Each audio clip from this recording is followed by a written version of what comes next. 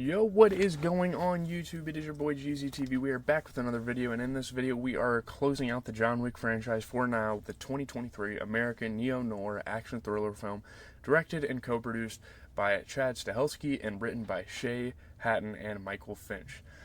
Obviously a sequel to Parabellum, which we reviewed on the channel yesterday, and man, oh man, where can I even start with this film? There's not I don't know, like, words can't describe it. I mean, what a way to leave off the series. I was speechless when that final scene ended. I'm just going to say it right now. This film is absolutely magnificent. You guys are going to hear such high praise from me about this. R.I.P. to Lance Reddick, by the way.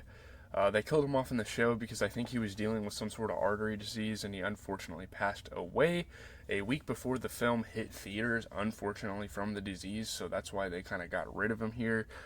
The film was delayed due to COVID as well, and at first I was kind of wondering why there were 4 years in between 3 and 4, but I kind of missed a giant detail of the fact that, hey, there's a pandemic. So there's that. We're going to get into the premise, the good, the bad, and the okay. I have so much to say about this film. Let's go. So getting into kind of the premise once again, you fucking guessed it, follows John Wick, who is under complete fire at this point by the High Table. Like, he has completely pissed them off, pretty much. Like, this is war between him and them. It is a one-man army against a probably 1,000-man army. So he's facing a lifetime chase with a target on his back. However, there's one thing he could do to prevent this. Go on an endless mission that feels like suicide that will decide whether he lives or dies. He figures out ways, he figures out a path to not take down the High Table, but to kind of relieve himself from their kind of stranglehold of him. So, yeah, John must confront his past and fight off his demons with vengeance through grief. This is a life or death mission. This is once and for all. This is pretty much the closure. Like, they really set this up to be a finale. And for there to be a 5th film in development, I don't even know what they're going to do. But this is really where it should have ended off, but it is what it is. You know, being friends with Baba Yaga comes with a cost, as those close to John come to find out.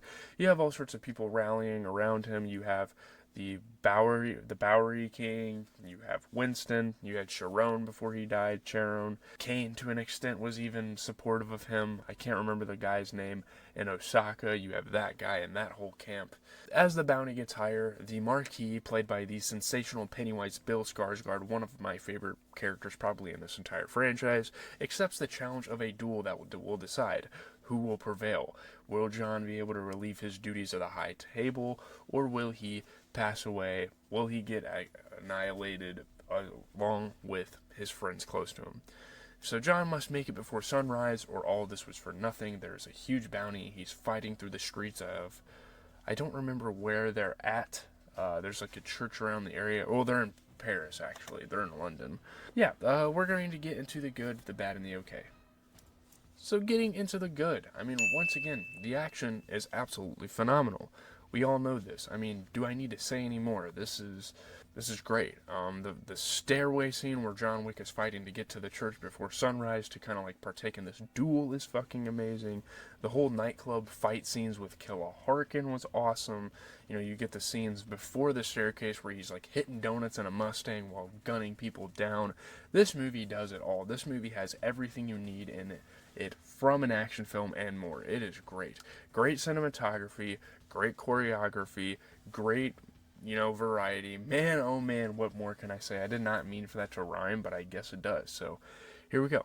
Using poker cards to slash people's throats, guns with explosive rounds, canes with blades on them. What a badass movie. I mean, what a creative way to make an action film, and what a creative way to, bring carnage. And it's so interesting. There are so many different plot lines that they take that are cool. It's awesome. I mean, the whole thing with the duel is just so fucking cool. I think the concept of that is awesome. The effects, too. I mean, this is just a showcase of where technology has gotten us over the years. It's crazy. It's incredible. This is what happens when you have over a 9-figure budget. Also, man, I mean, the stakes, what's on the line, everything. Everything about this film is great. I mean, the goals, the storyline, it's damn near perfect. It is near perfection. There's a couple of gripes I have with the film, but other than that, it is pretty much perfect to me. They had to go out with a bang, even though this isn't the last movie for some reason. Fighting to not only officially get released from the table's duties and being free for life, but freeing the likes of Winston and Kane who matter so much to you. I think that is such a cool concept. It's just great. It makes the end that much more satisfying. You know, the way they wrapped it up, again, it would be a perfect ending for a franchise, but I don't know. I don't know why they decided to make another movie, or they're deciding to make another movie. So, yeah, I mean, the characters are amazing as well. Kane, one of the most visceral assassins in this franchise, who also happens to be blind. He has a very engaging relationship with John throughout the film. The dynamic between those two is just awesome. I love Kane in this movie. It's just so cool to go on that journey between the two. You get a great villain in Marquis, played by Bill Skarsgård. He's great. I mean, Winston, as always, is awesome. And even this crazy Mr. Nobody character who has tracked John down perfectly when no one else has. It is so cool. There are so many different characters that are admirable in this.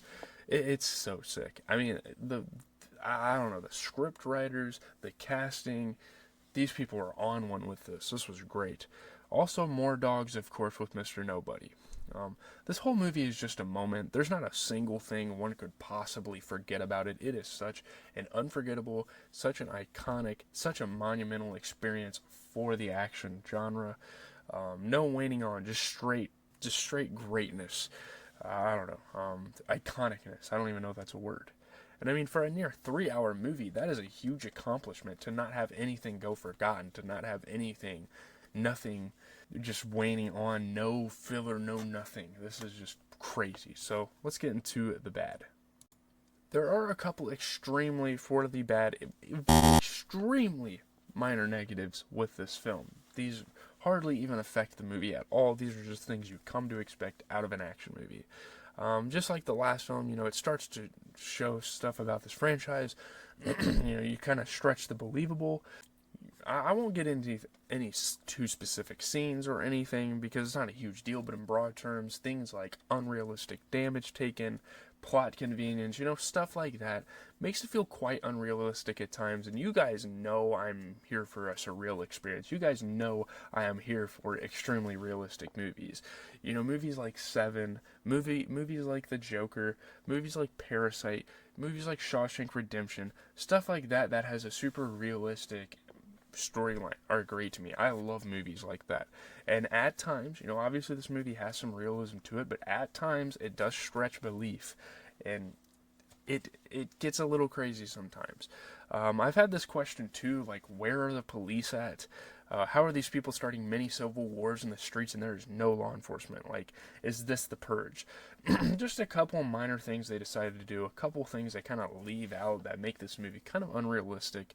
Typical action movie convenience, not a knock on the franchise specifically, which you can't really hold it against the franchise. It's just what it's supposed to be, and it's pretty much max potential for action movies. I don't necessarily think there is a perfect action movie out there, and I feel like this movie shows why, because there's so many unrealistic things that are kind of interwoven into the storylines. So let's get into the okay. So getting to the okay, again, these are things that, like, I'm not a huge fan of, but I can definitely let it slide, and again, it doesn't really affect the film at all. Keanu Reeves as John Wick has almost become too cold and emotionless for me. I feel like he's just not, like, that engaging of a character. I get it, he is badass, he kills all sorts of people, whoops ass throughout the entire film. But there's not really a switch in tone a single time when he talks. And I get that this is a part of the character. I get that this is completely intentional by the creators of this film. But it is what it intends to be, which is lame. And I'm not a huge fan of it. You know, like, he shouts in other movies. He has emotional moments. He has a couple laughs in certain other films. But in this one, he just completely turns into this cold, pretty much vegetable, like, in terms of, you know, emotion. So, the last thing I have to say really is I kind of wish that the Bowery King did more than just hand John Wick a pistol and a suit. But what they did in place of the Bowery King is okay. Obviously, you know, the end of the third film kind of set up for the Bowery King to almost be like a sidekick of John Wick's, which didn't necessarily end up happening. And I was kind of disappointed in that, but, you know, what they did, the fact that there even is a fifth film seems like a mixed aspect of it. So getting into my rating, let's pull up the tier list. Easily the best of the series, like 100%. I'm not even going to debate it with anyone. This is the best John Wick movie we've gotten so far. It has everything you need: the stakes, the rewards, the motives, some emotion, drama, action. I might as well give this a 10 because holy cow, this thing is incredible. Obviously, the bads make it less than a 10. I'm not going to give it a melting masterpiece. I'm not going to give this a 10 out of 10. I only have a couple of 10 out of 10 movies, and this definitely isn't one of them. I didn't really think anything could top Chapter 2, but this damn near, like, destroys it. Like, I think it should be the last film. I don't know why we have a fifth film again. I'm going to keep harping on that because what the hell? Why would they even have a fifth film? This kills Chapter 2 almost. Like, I know it's only, like, going to be a couple of decimal points higher, but with that being said, speaking of the rating, I'm going to give it a 9.7 out of 10. I think it is so close to being perfect. It is 0.3 decimal points from being perfect. I just think some of the plot conveniences and certain aspects of it aren't great. So with that being said, that is going to do it for the video. I have to get these clips together. I'm going to edit this completely for you guys. This is great. I think this is an insane way to leave the series off. And I guess it will be kind of cool to see a fifth film, even though that's probably not coming for the next like four years probably, because they're doing like a spin-off apparently. It's strange, but leave a like, comment, and subscribe. As always, it has been your boy GZTV, giving you guys the best movie reviews out there.